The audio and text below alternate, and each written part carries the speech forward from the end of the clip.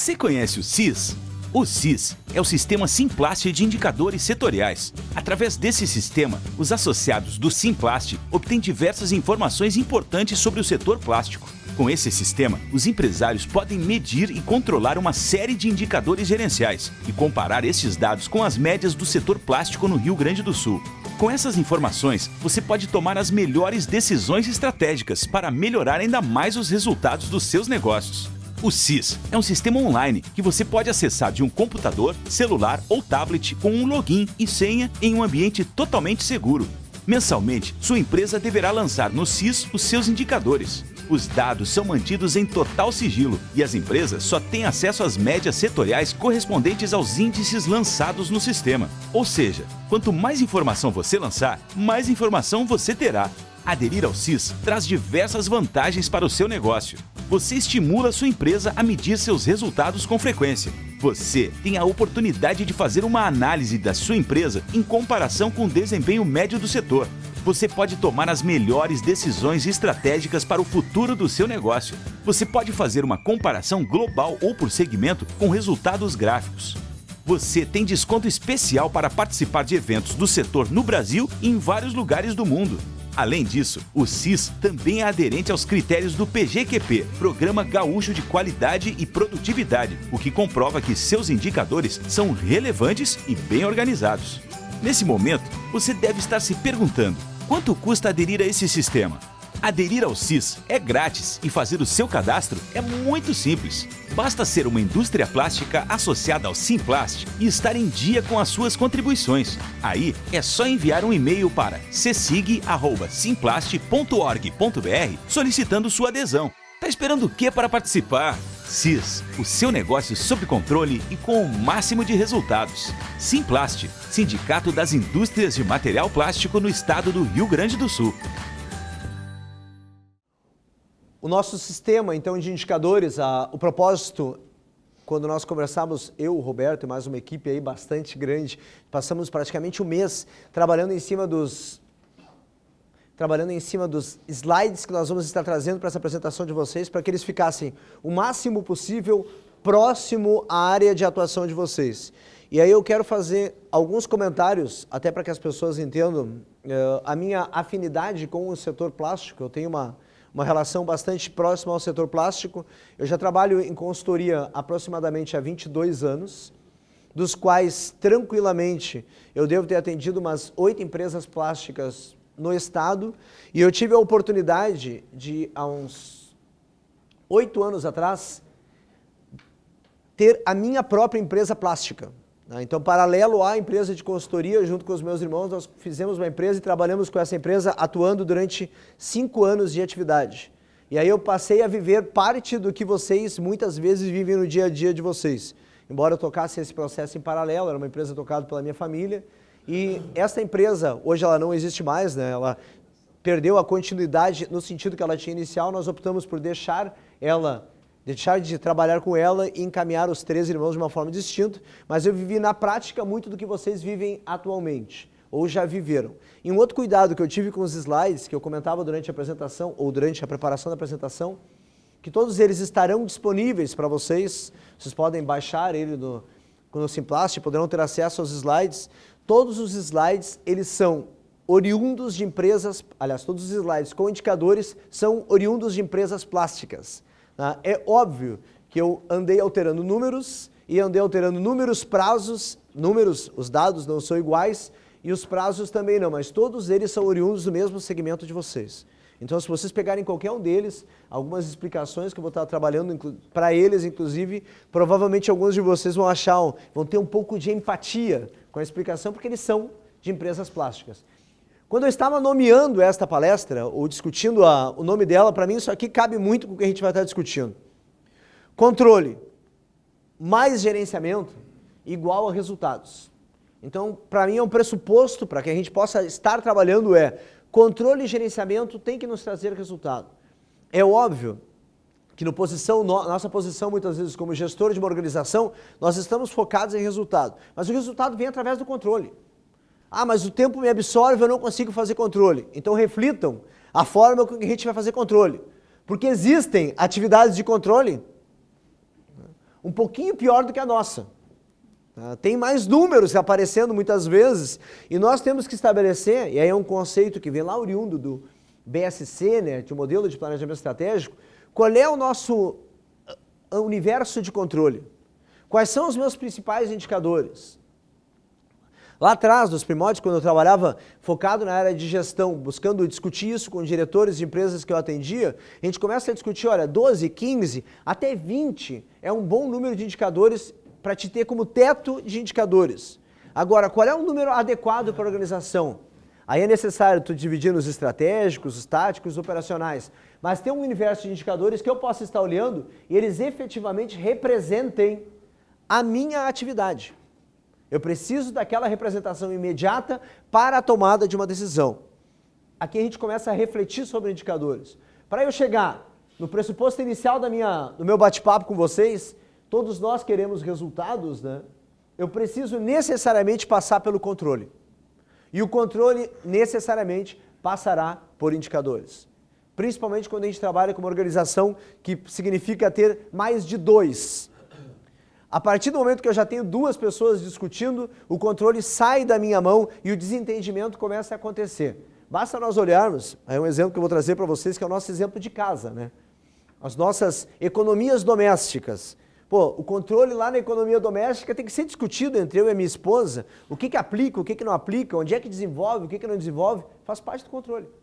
É parte da nossa atividade, do nosso dia a dia. Entre 2 já dá problema. Piora quando tu reúne uma empresa. O desentendimento, e o indicador ele serve para isso, estabelece parâmetros de entendimentos. Que é um pouco do que nós vamos discutir a partir de agora.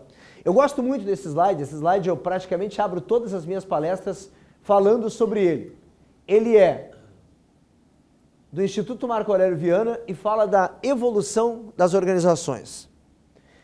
Para esclarecer o início, assim, para o nosso início de bate-papo aqui, ainda em aquecimento. Está claro para vocês todos que tem um mundo nas organizações que está acabando? Está claro? Balance a cabeça aí, por favor. Sim, pelo menos eu tenho uma noção que vocês estão acordados. Está claro? Tem um mundo que está acabando. O que é esse mundo que está acabando? Olha, o mundo que está acabando para nós, a gente poderia começar falando sobre um mundo sem controle. Eu garanto para vocês que alguns de vocês, quando começaram ou trabalharam há mais tempo nas organizações de vocês, provavelmente passaram por modelos de organização onde vocês tinham vocês sozinhos fazendo o controle de uma máquina. Que é quase nós quando controlamos o nosso carro. Eu não preciso do meu mecânico ou de quem faz a assistência técnica do meu carro me ligando para dizer que eu tenho que trocar o óleo do carro, né? A maioria de nós faz esse autocontrole, porque nós estamos sozinhos. Este mundo que está acabando aqui, para nós é o mundo da desinformação. E é isso que eu quero trazer forte para vocês, porque para mim esse slide tem muito a ver com isso. O que é essa desinformação? Todos nós conseguimos ter já referenciais sobre algumas atividades. O CIS, como sistema, ele tem um papel fundamental nessa desinformação. Ele traz para nós um parâmetro de informação.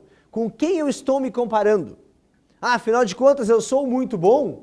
Será mesmo? Aqui é uma interrogação para nós, né? Eu sou muito bom, até que ponto que eu sou tão bom assim? Ou até onde vai o meu muito bom?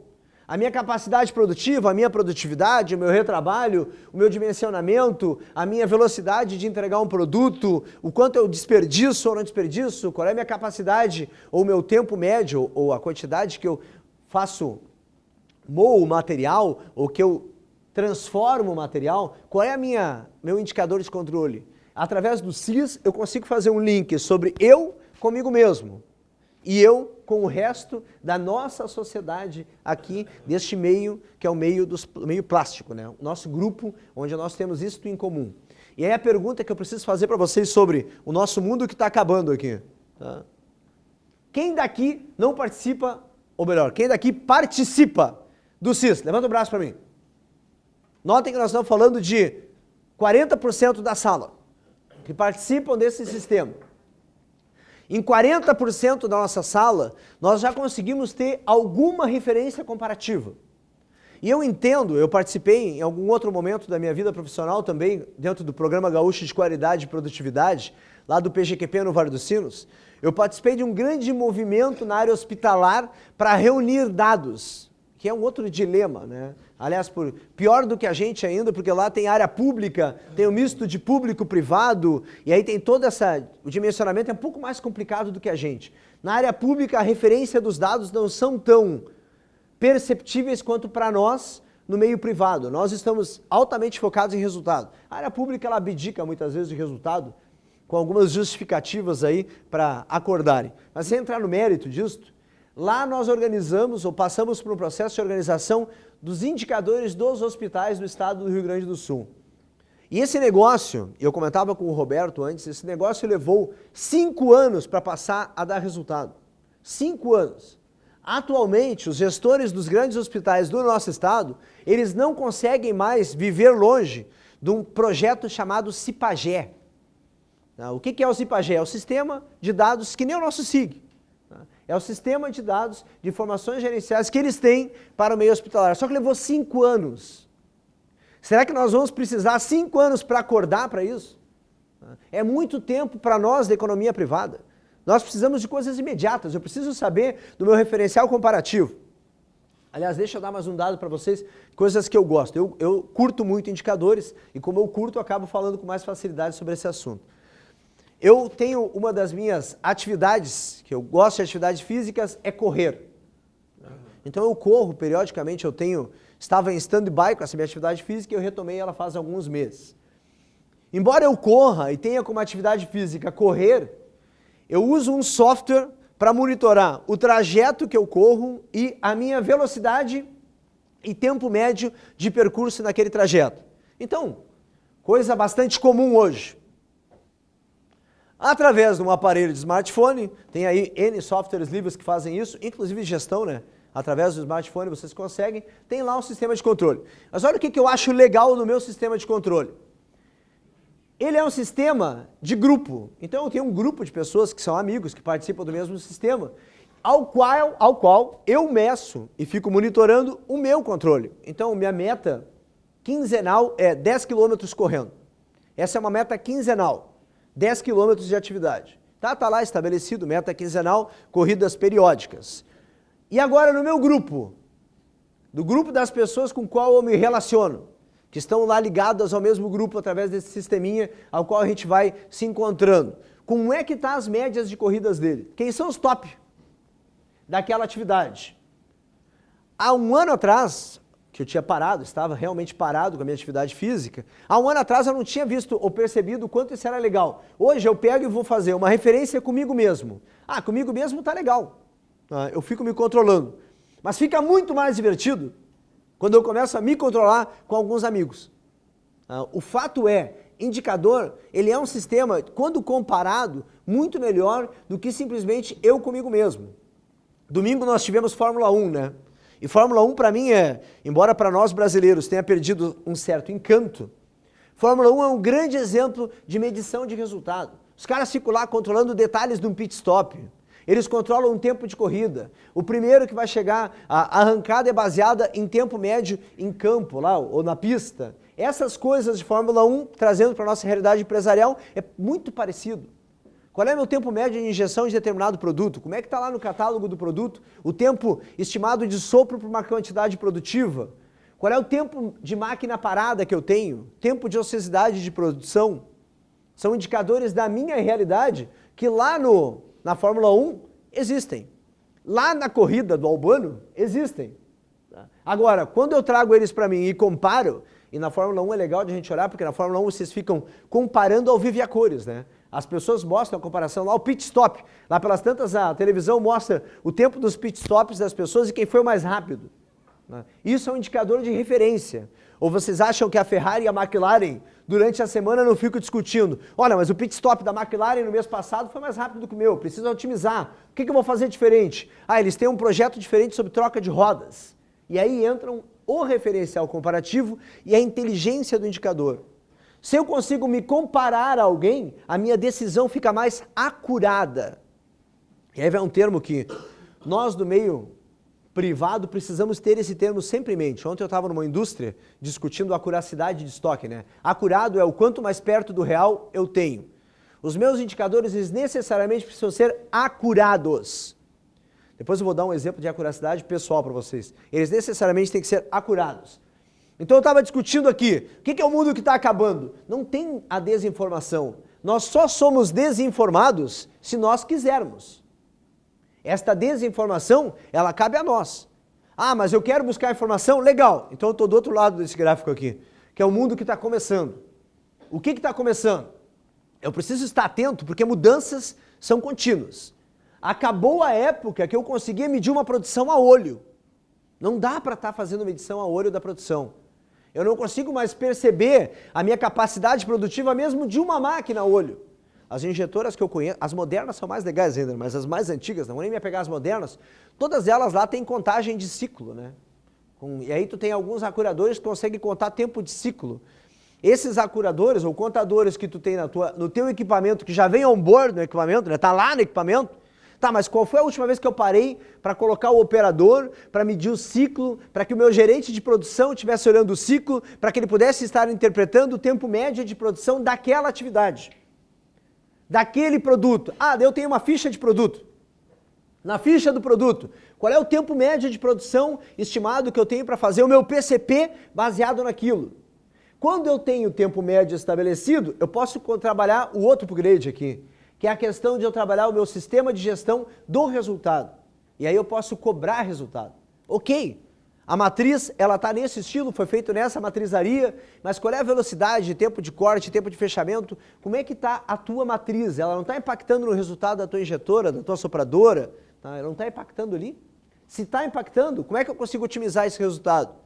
Isso requer estudo. E aí entra um outro modelo dentro do sistema de gestão, ou gestão da qualidade, que são os modelos de estudo de problemas, né? Que é o que eu estava dando aula ontem lá em Pelotas. O legal desse slide, é por isso que eu gosto de usar ele, deste mundo que está começando e terminando, é esse meio aqui.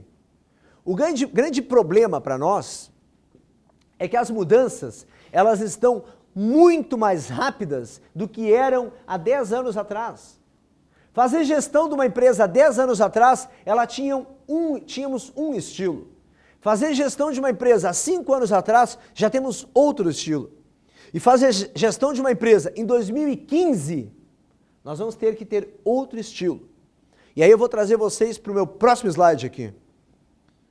Ele é um slide antigo, esse slide ele é histórico e nos mostra o seguinte: dados existentes, isso é um slide da área de informática, tecnologia, dados existentes em gigabytes. A quantidade de dados existentes no mundo em gigabytes. A decisões tomadas por semana. Quantidade de decisões baseadas em dados tomados por semana. E por último, o número de pessoas dedicadas à análise dos dados para a tomada de decisão semanal. Esse dado ele tem uma referência importante para nós nos darmos conta aqui. Nós temos muita informação, muita informação mesmo. Tá? O número de informações que estão disponíveis para nós hoje, eles são um absurdo e muitas vezes nos atrapalha, porque o excesso de informação também atrapalha. Nós precisamos acurar nossa informação. Quais são as informações necessárias para fazer gestão da minha atividade? E aí, felizmente ou não, cada organização de vocês tem que sentar e discutir o que é bom para nós. Ah, beleza, é bom para mim discutir a minha capacidade ociosa. Legal, estabelece a capacidade ociosa, o que é bom para mim. E melhor do que isso, olhar a minha capacidade ou ociosidade de produção, eu tenho um grande referencial comparativo que já está pronto. É só participar. É só participar do CIS e já está lá o referencial comparativo. Então eu consigo enxergar aqui uma empresa em Guaporé, ou uma empresa em Novo Hamburgo, ou em Caxias, elas conseguem, através de um sistema, monitorar o seu referencial comparativo. E aí eu passo de olhar para mim mesmo, para eu sozinho, né? Olhando puramente para o meu umbigo, achando que eu estou bem. Não, eu estou correndo quilômetros em 1 hora. E eu acho que eu estou bem. Mas eu tenho um colega que faz 11 quilômetros em 1 hora. E aí eu olho para aquele colega, quando ele posta lá que ele fez 11 km em 1 hora, o que acontece comigo? O que vocês acham que acontece? O desafio, né? Aquela coisa, mas só um pouquinho. Esse cara não pode correr mais do que eu, né? Mesmo porque ele tem a minha idade. E eu já fui, efetivamente já passou uma fase que eu fui atleta, né? Atleta mesmo, de correr rústica, corrida. Então esta fase, e tu tá no DNA, né? Tu começa a olhar pro cara que tá correndo mais do que tu, o que tu vai fazer? Para quem é empresário, né? Para quem está no nosso meio empresarial, quem olha para alguém correndo mais do que a gente, nós não vamos ficar parado, né? Não é de topar alguém ficar parado, porque eu tenho um resultado me pegando. E aí eu vou atrás desse resultado, porque vem o desafio, vem a minha expressão de uma amiga consultora minha, né? É aquela inveja boa. Se é que existe inveja boa, né? Mas aquela inveja boa. Tá? Eu quero chegar onde ele chegou também. Mas então corre, né? Então começa a correr. Então o meu próximo desafio eu tenho como meta, nos próximos 6 meses, porque foi um outro aprendizado pessoal, metas de curto prazo nem sempre dão resultado. Elas vêm e vão. Mais para frente nós vamos estudar um pouquinho do que acontece com a gente. Então estabeleçam metas legais, que são palpáveis. Nos próximos 6 meses, até o final do ano, eu imagino, eu devo estar correndo 11 quilômetros quinzenalmente, uma vez por mês, uma vez por quinzena, fazendo meus 11 quilômetros em 1 hora. Baseado no meu referencial comparativo. E espero que ele não corra mais do que isso, né? Porque se ele começar a correr mais do que isso, eu vou ter que correr mais também. Então vou dar jeito de aprontar alguma coisa. Vou convidar ele para jantar lá em casa, né? Aí começa a atacar o problema. Quarto slide para nós refletirmos. E aqui vem uma coisa que eu sou muito ansioso com relação a este dado aqui. Para quem começa a discutir, casualmente eu copiei essa tela ontem, valor econômico. Eu já tinha usado uma tela anterior quando a gente estava montando o material. Ontem eu fui e me apropriei de uma tela atual para que a gente possa se dar conta de uma coisa. Alguém aqui ouviu que falar que o mercado está em crise?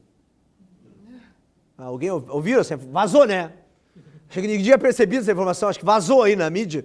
E nós estamos com uma crise no mercado. Uma marolinha.